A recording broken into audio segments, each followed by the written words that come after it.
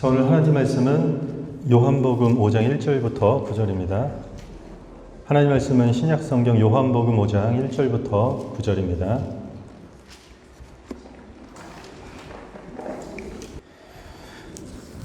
저 여러분들이 한 절씩 교독하겠습니다. 그 후에 유대인의 명절이 되어 예수께서 예루살렘에 올라가시니라.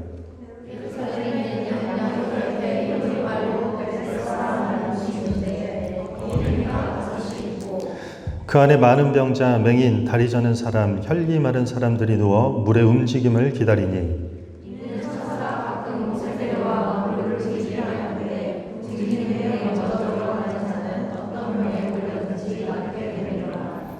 거기 38해 된 병자가 있더라.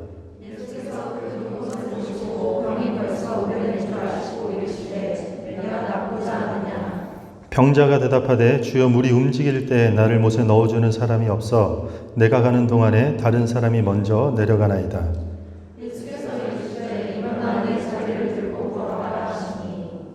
그 사람이 곧 나와서 자리를 들고 걸어가니라. 이날은 안식일이니. 아멘.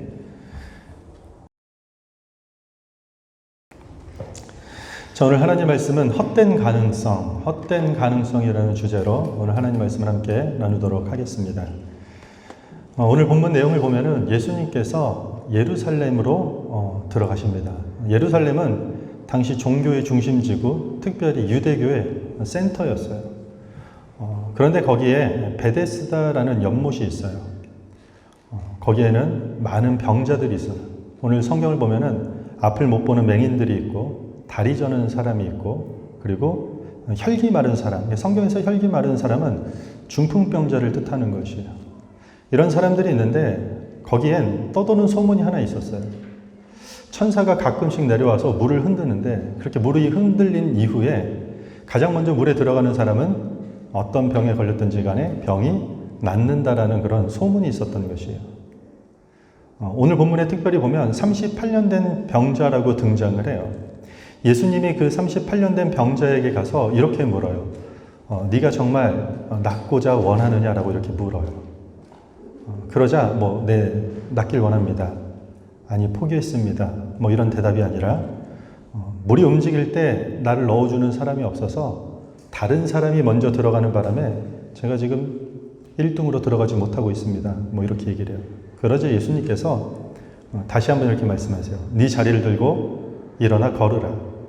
그래서 예수님의 말씀에 이 38년 된 병자가 병이 나은 후 자리를 들고 일어나서 걸어갔더라라는 이야기예요. 이게 오늘 본문의 이야기예요. 우리가 성경을 보면 예수님께서 다양한 병을 고치는 이야기들이 나와요. 정말 이게 가능한 일인가 이렇게 물을 수도 있겠죠.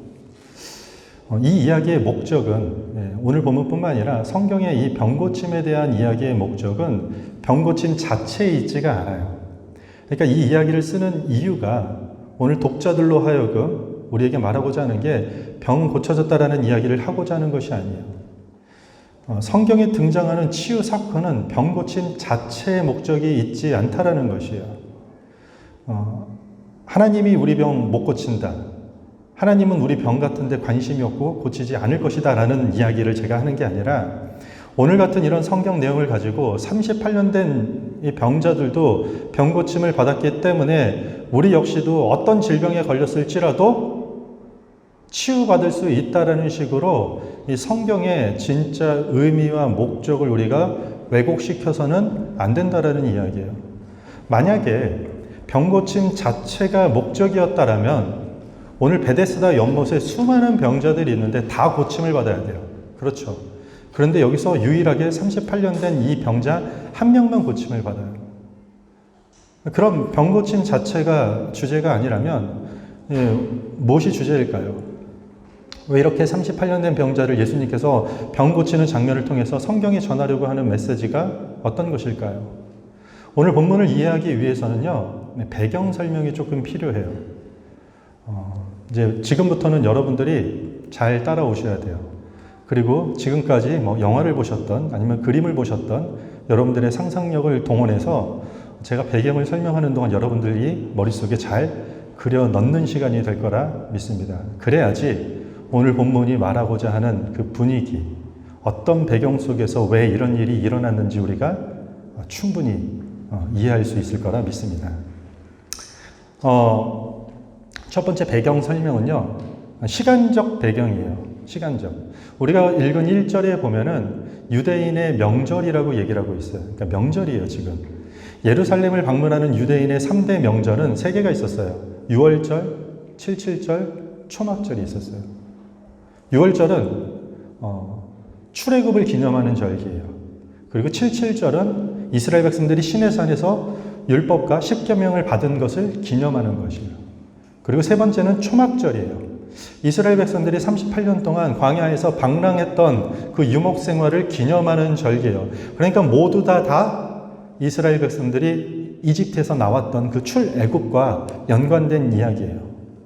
흥미로운 것은 오늘 병 고침 받은 사람의 이름이 등장하지 않아요.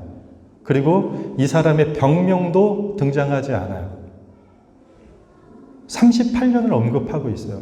그래서 어떤 학자들은 오랫동안 병으로 고통받던 병자가 아니라 이 38년이라는 구체적인 기간을 지적하면서 이 환자를 통해 출애굽 당시의 이스라엘 백성과 연결 짓는다라는 견해도 있어요. 만약에 이걸 조금 연결 지으면은 오늘 지금 이 유대인의 명절이 아마 세 번째 얘기했던 초막절이지 않을까 싶습니다. 9월과 10월, 건기가 끝나고 우기철로 넘어가는 그 시기에 일주일 동안 치러지는 유대인의 3대 명절 초막절이라고 할 수도 있을 것 같아요. 초막절은 38년 동안의 광야 생활을 기념하는 동시에 건기가 끝나고 우기로 넘어가요. 그러니까 이걸 기념하는 절기 때문에 성전에 들어가서 수많은 제사 예배를 드려요. 그러면서 그들이 특별히 기도하는 게 있어요. 그게 뭐냐면 이른비를 내려주세요. 그러니까 이 건기가 빨리 끝나고 우기가 돌아와서 그동안 기다렸던 단비가 내리기를 소원하는 그런 기도가 행해지는 게 바로 이 초막절이에요. 유대인의 대표 명절, 6월절, 77절, 초막절 이런 명절이라면 타국가 아니면 이스라엘 지금 주변 근교에서 각 지방에서 이 절기를 지키기 위해서 보통 적게는 15만 명, 많게는 20만 명의 유대인들이 예루살렘 성으로 일주일 안에 다 모여드는 것이에요. 20만 명이면 감이 오시나요? 버나비 인구가 한 20만 명이 조금 넘는데요. 엄청나게 웬만한 시 인구가 되는 거예요, 20만 명은. 그렇게 많은 인구가 예루살렘으로 지금 모여들었던 시기예요. 당연히 분주했을 것이에요. 거리에는 상인들과 그리고 순례객들이 넘쳐났고 성벽을 따라서 많은 텐트들이 쳐져 있고 거기서 사람들이 묵으면서 일주일 동안 예배하기 위해 모였다라는 것이에요. 명절 보내려고 하는 인파들로 지금 예루살렘 안이 넘쳐나고 있는 상황이에요.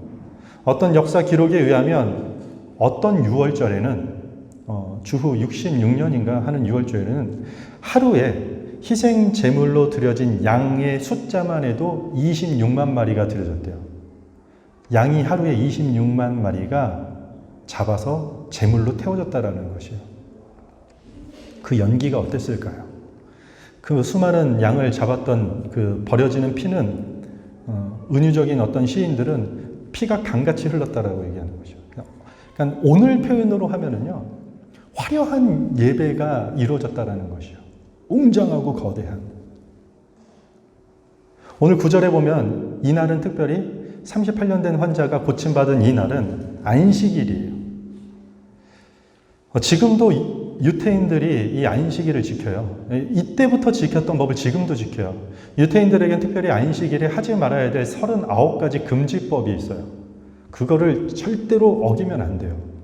씨 뿌리기도 안 되고, 바느질 하기도 안 되고, 재밌는 건 밭 갈기가 안 돼요. 밭 갈기. 밭을 가는 것도 안 해요.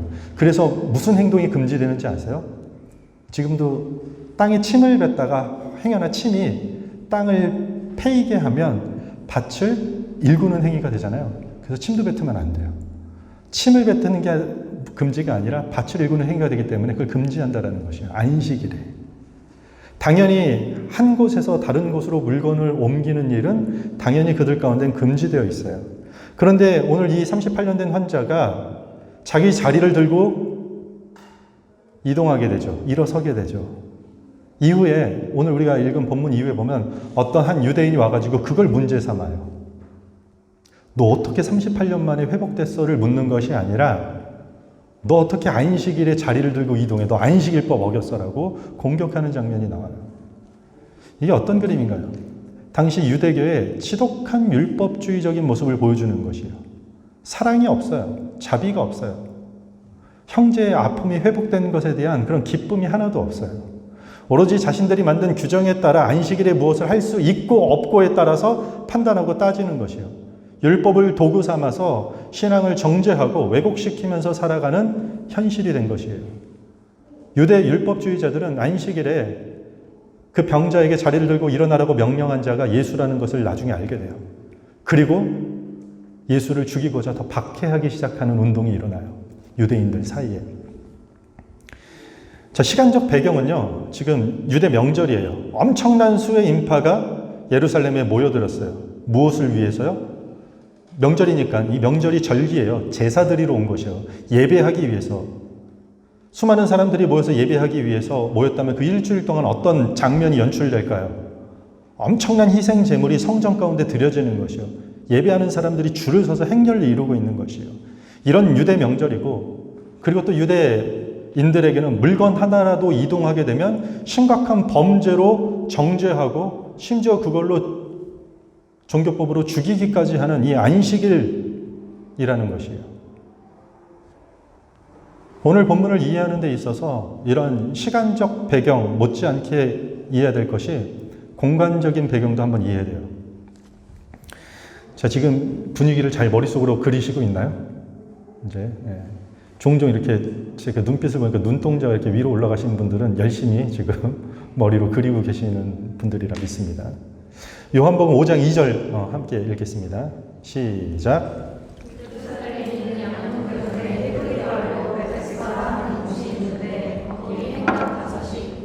자, 여기 먼저 등장하는 장소가 예루살렘 안에 양문이라는 것이 등장해요. 베데스다라는 오늘 그 본문 이제 중심 장소죠. 거기 옆에 양문이라고 있어요. 양문.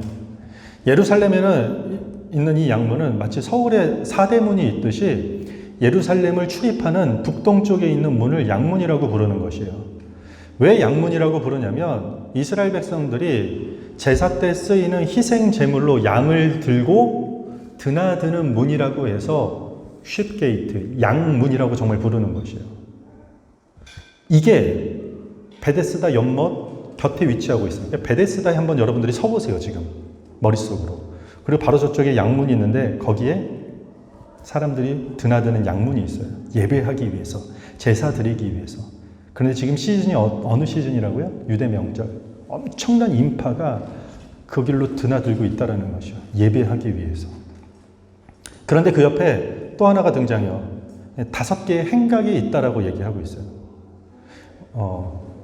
성경이 지금 이 그림을 그리려고 의도적으로 지금 행각 이야기도 하고 베데스다 이야기도 하고 양문 곁에 있다라고 얘기를 하고 있는 것이에요. 행각이 뭔가요? 우리 그 다큐멘터리 같은 데 보면 그리스의 건축물로 이루어진 큰 둥글고 긴 기둥 있잖아요. 건물을 받치고 있는 야외. 그 화랑을 행각이라고 해요. 그 행각을 이 그리스 말로 헬라 말로는 스토아라고 해요. 스토아. 이 기둥 아래서 사람들이 모여서 다양한 철학, 다양한 지적 산유물을 공유하고 토론을 펼쳤다고 해서 우리가 잘 아는 스토아 학파가 생겨난 거예요. 그러니까 스토아 학파는 사람 이름이 아니라 스토아는 기둥이에요. 왜 기둥이에요? 당시 시대를 지배했던 이 헬레니즘이 엄청나게 지배했던 시대거든요. 이때가. 이 문화의 핵심은요. 지식이었어요. 그리고 그 지식의 더 핵심부에서는 헬라 철학이 지배적이었어요. 그러니까 한마디로 이 행각에서는 주로 어떤 일들이 펼쳐지고 있냐면은 헬라 철학자들이 모여서 아니면 유대 율법자들이 모여서 다양한 철학이나 아니면 종교적 가르침에 대해서 토론을 펼치고 있는 곳이에요. 이 행각이 어디 있다고요? 베데스다 연못 옆에 있는 것이에요. 자, 그럼 이제 우리 베데스다의 모습을 볼게요. 베데스다는 이름 뜻이 중요해요. 자비의 집, 은혜의 집, 흘러넘침의 집 이런 뜻이에요. 아주 이름은 좋은 뜻이에요. 우리가 3절부터 5절 함께 읽겠습니다. 시작.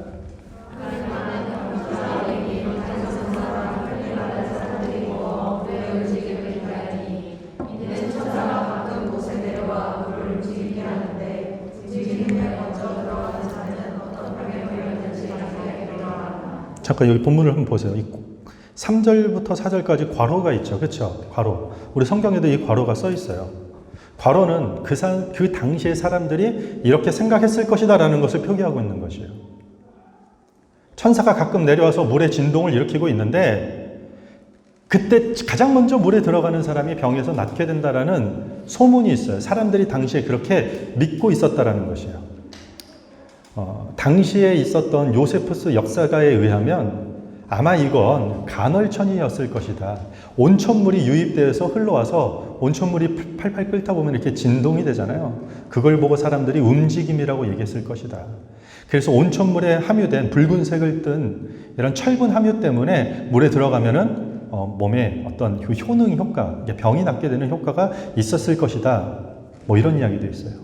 또 하나 다른 견해로는 북쪽 저수조에서 남쪽 저수조로 물이 흘러가도록 설계가 되어 있다는 것이요.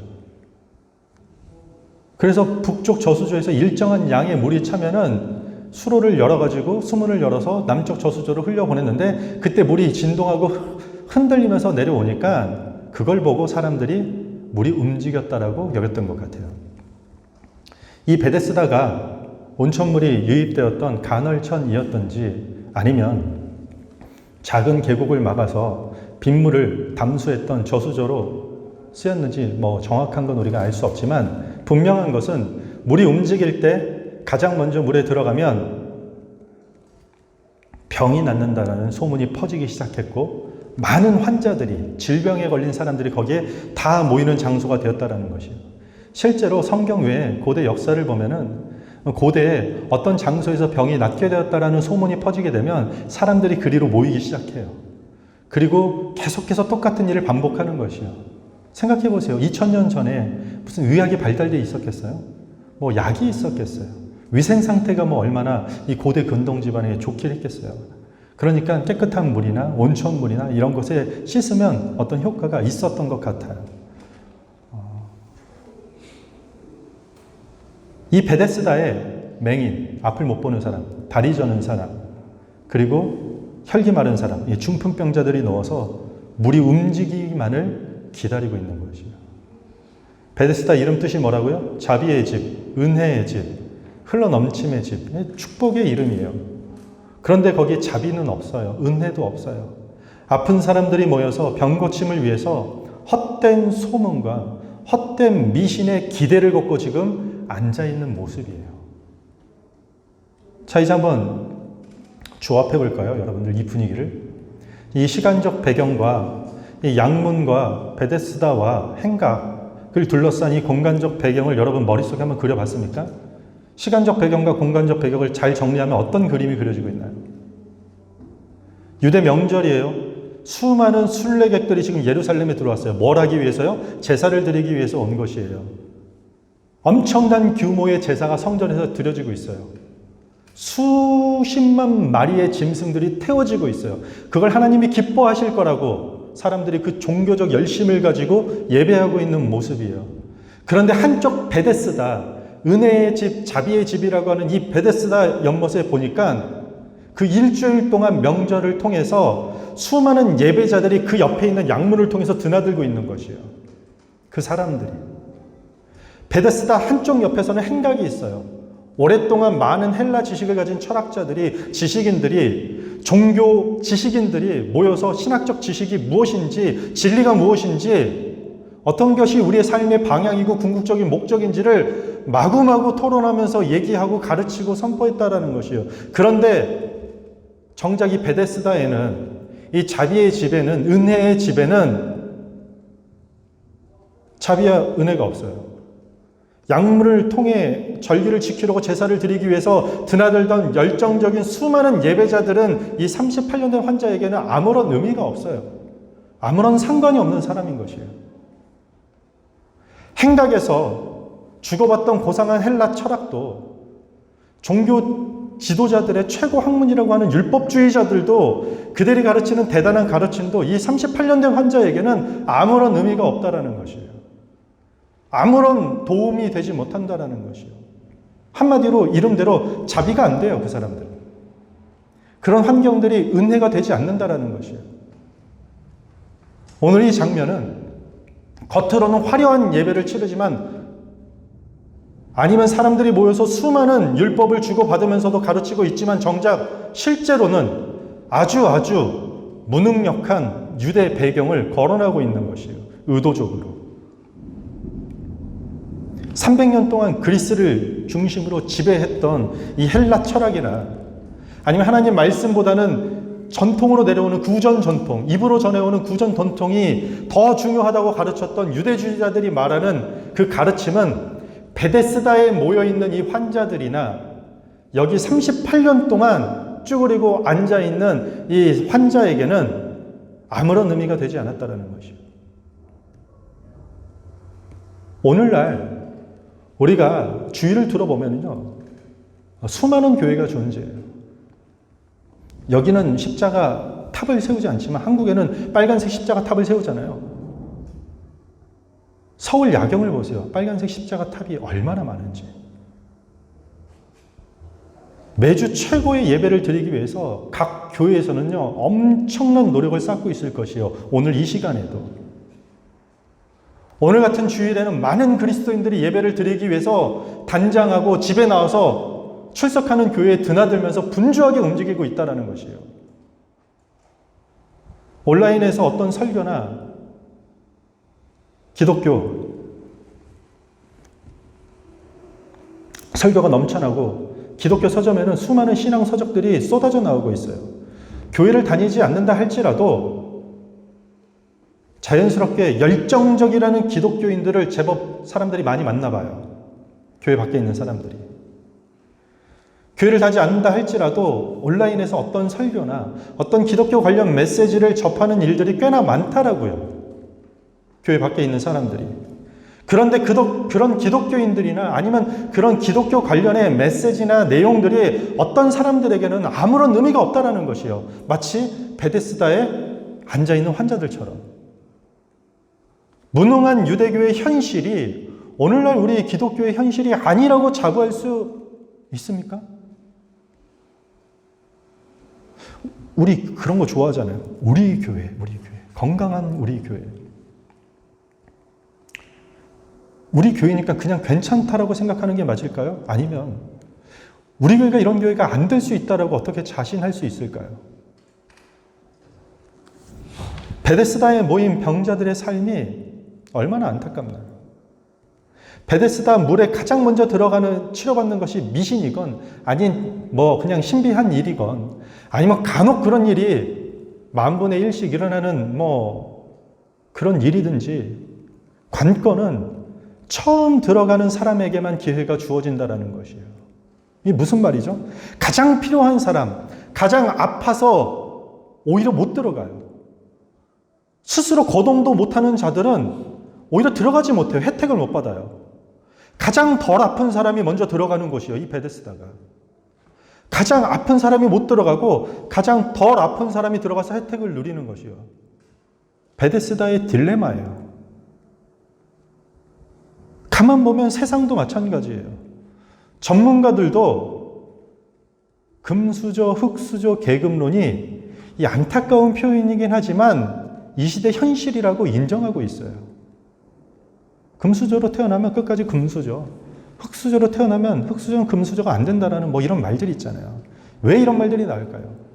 가장 간절한 사람, 가장 도움이 필요한 사람이 도움받지 못하는 세상이라는 이야기예요.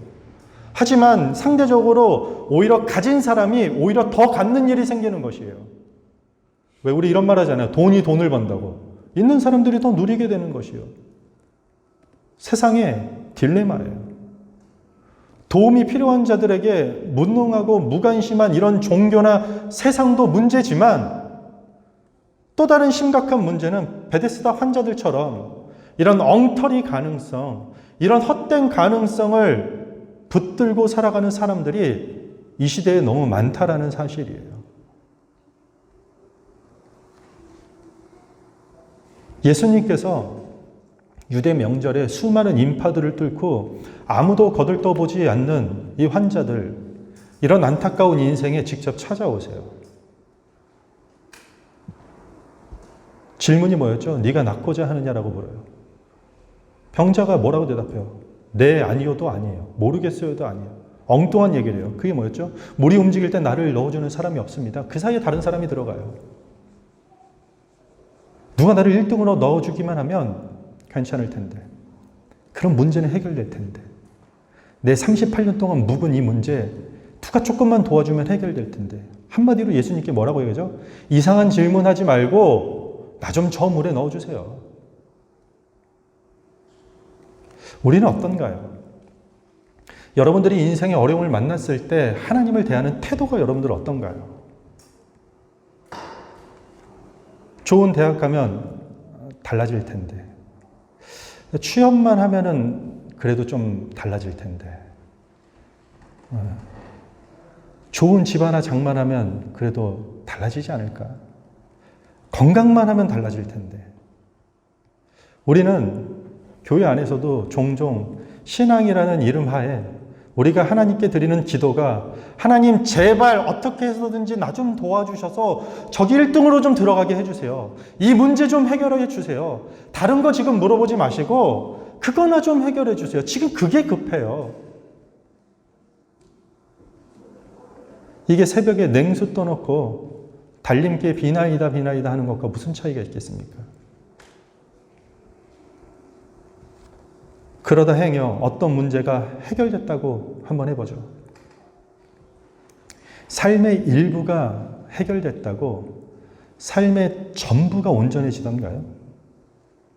일부 하나가 해결됐다고 삶의 전부가 여러분들 온전해지는 삶을 경험하시나요? 그렇지 않아요. 또 다른 삶의 일부의 문제가 눈앞을 가리게 되는 것이에요. 이 베데스다는 마치 세상의 축소판이에요. 이 세상의 시스템이 이 베데스다 세팅 구조에서 벗어나지 못해요.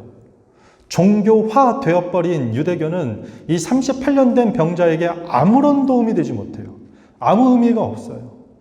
마찬가지로 종교화 되어버린 기독교는 이 세상에 아무런 도움이 되지 못한다는 것이에요. 우리가 종교화 되어버리면요, 우리는 아무것도 아니에요, 세상에. 세상에서 제일 맞기 힘든 악취가 향수가 썩었을 때래요. 우리가 썩었을 때 빛이, 소금이 제대로 기능하지 못할 때 악취가 난다는 것이에요. 그렇다 보니 안타깝게도 사람들은 엉터리 가능성에 소망을 두기 시작하고 그것이 전부인지 붙들고 살아가게 된다는 것이에요. 그것만 해결되면 인생 달라질 것이야. 헛된 소문에 인생을 걸고 기대하며 살아가는 것이에요.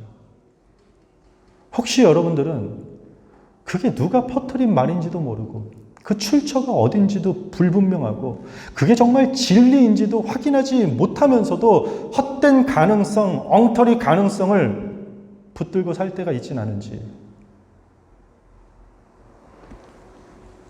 이런 헛된 가능성을 38년 동안 붙들고 살았던 이 병자, 당시에 질병에 걸리면 이런 중증 환자들은 신의 저주라고 여겨서 아무도 그와 접촉하지 않고 도와주지 않으려고 했던 철저하게 38년 동안 소외된 자에게 예수님께서 직접 찾아가신 것이에요.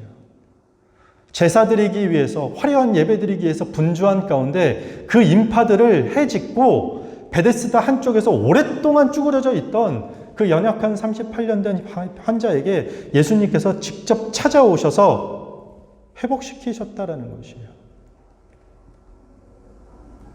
행각에서 들려졌던 율법은 그에게 아무런 영향력이 되지 못해요. 바로 옆에서 수많은 종교적 열심을 띠고 지나다니던 그 양문을 통과하는 수십만 명의 순례객들, 예배자들은 이 38년 된 환자에게 무의미했다라는 것이에요. 하지만 단 한 번 예수님께서 그에게 찾아와서 아주 의미 있는 그의 가장 궁극적인 인생의 목적을 해결해 주셨다는 것이에요. 이 이야기의 목적은요, 병고침이 아니에요. 요한복음에 보면은요, 오늘 우리가 읽은 게 요한복음이요. 요한복음은요, 희한하게 다른 공관복음, 마태, 마가, 누가복음과 다르게 의도적으로 기적이 일어났는데 기적이라는 단어를 한 번도 쓰지 않아요. 의도성을 가지고 표적이라는 단어를 써요. 표적. 이 단어는 사인이란 뜻이에요. 우리가 뭔가 알릴 때. 표적을 통해서 무언가 알리는데, 무언가 드러내는데 목적이 있다는 것이에요. 그렇다면 지금 요한복음에 등장하는 38년 된 환자의 병고침이라는 이 예수의 표적은 당연히 예수가 누구인가, 예수 그리스도가 어떤 존재인지를 알리고 드러내는데 목적이 있다는 것이에요. 성경에 등장하는 수많은 그 육체의 치유 있잖아요. 몸의 치유 사건은요, 죄로부터 치유에 대한 일종의 은유로 등장하고 있어요. 죄 문제의 해결을 지금 상징적으로, 은유적으로 보여주기 위해 사용되는 것이요. 병고침 자체가 목적이 아니에요. 다 고쳐야 되죠. 왜 그러니까 어디 가면 병고침에 은사 있는 사람 있다, 거기 가서 기도받고 안수받자, 이런 거 하지 마세요. 말도 안 되는 소리예요. 어떤 목사님이 기도해 줬더니 나았더라. 그냥 우연히 교회 밖에서 그냥 타이레놀 먹고 나았던 사람들도 많아요.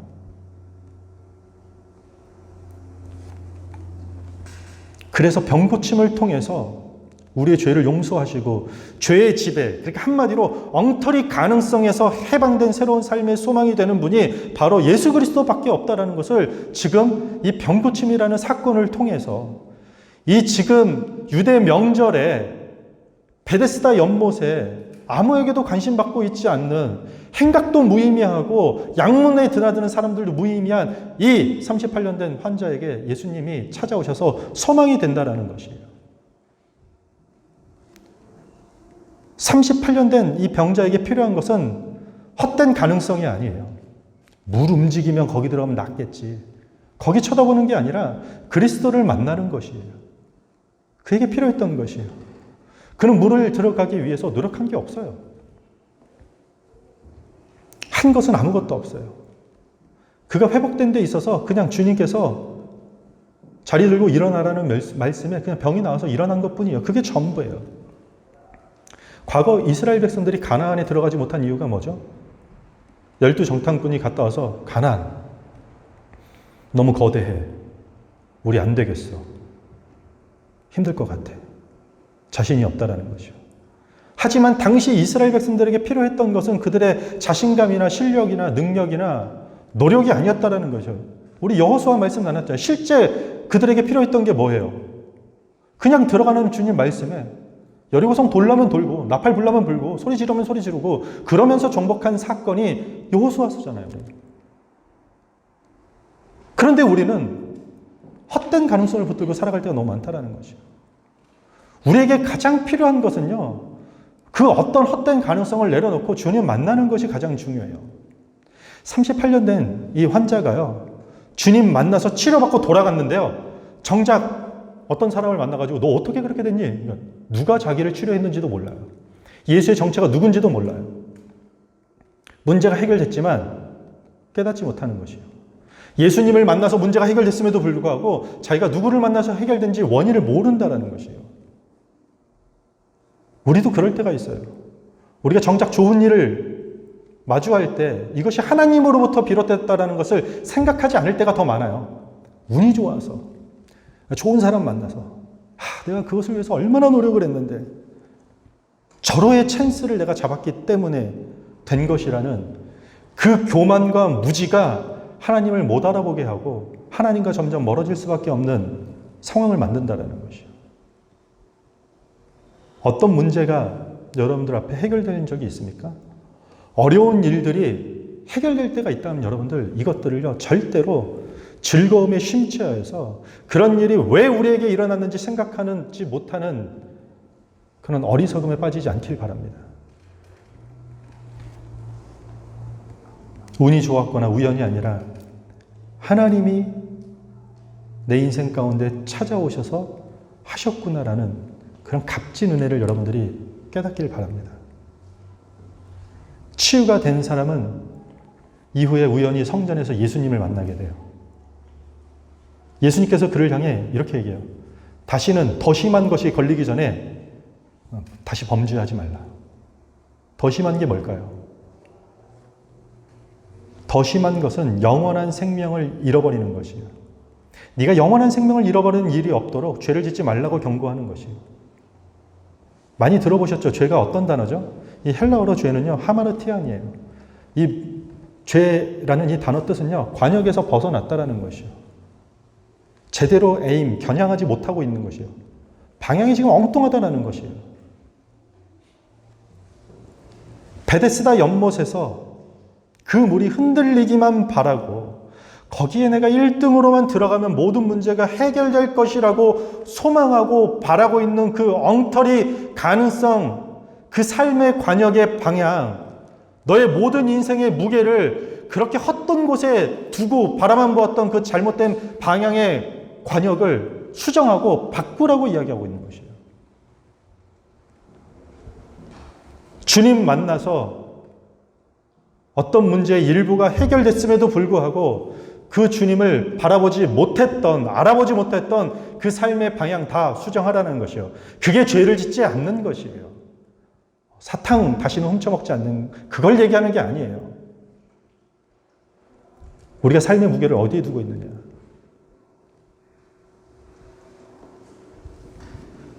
병 고침이 목적이 아니라 헛된 가능성의 방향을 예수 그리스도를 향해 맞추라는 이야기입니다. 일부가 조금 해결되는 것을 마치 전부가 해결될 수 있을 것이라는 그 헛된 가능성에서 부디 빠져나오길 바랍니다. 말씀을 정리하겠습니다. 오늘 본문에 등장하는 이 베데스다, 은혜가 넘쳐야 되는 곳이 오히려 엉터리 가능성을 믿고 따라가게 된 현실이 되었어요. 왜곡된 유대주의의 무능력하고 무의미함이 이 이야기 속에 복선으로 깔려 있는 것이에요. 마치 이것은 오늘날 은혜가 넘쳐야 되는 교회가 오히려 엉터리 가능성을 믿고 따라가게 조장하고 끌어간다면 이 무의미한 왜곡된 유대주의와 교회는 다를 바가 하나도 없다라는 것이에요. 행각에 모여서 진리에 대한 수많은 지식들, 그런 이야기들을 주고 받고 나누면서도 정작 베데스다 환자들에게는 그 지식들은 무능력할 뿐이었어요. 무의미할 뿐이었던 것이에요. 약물을 지나서 제사하러 가는 수많은 예배자들의 그 종교적 열심도 베데스다 환자들에게는 아무런 의미가 없었던 것이에요. 결국 그 환자들은 엉터리 가능성을 바라보기 시작해요. 행각도 의미가 없고 약문도 의미가 없으니 그 흔들리는 문, 거기 쳐다보는 그 엉터리 가능성에 허송세월을 보내게 되는 악순환을 겪게 되는 것이에요. 여러분들은 어떤 이유로 교회에 오십니까? 어떤 목적으로 여러분들이 이 예배의 자리에 앉아 있습니까? 어떤 생각으로 여러분들은 한 주간을 이렇게 월화수목금토 주일까지 살아가고 계십니까? 이 베데스다의 모습을 통해 우리 신앙의 현 주소를 다시 한번 되돌아보면 좋겠습니다. 우리가 하는 신앙생활이 무능력해지거나 어딜 가도 무의미해지지 않길 바랍니다. 그리고 우리가 때론 삶으로 겪으면서 때론 열심히 공부해서 책으로 배웠던 그런 지식의 핵심들이 제발 무의미해지지 않길 바랍니다. 무엇보다도 출처도 제대로 모르는 헛된 가능성을 여러분들이 만약에 붙들고 있었다면 우리 삶의 전부가 되는 하나님으로 다시 붙들 수 있는 그런 성도와 그런 교회가 되기를 주님의 이름으로 축복합니다. 우리 다 같이 찬양하겠습니다.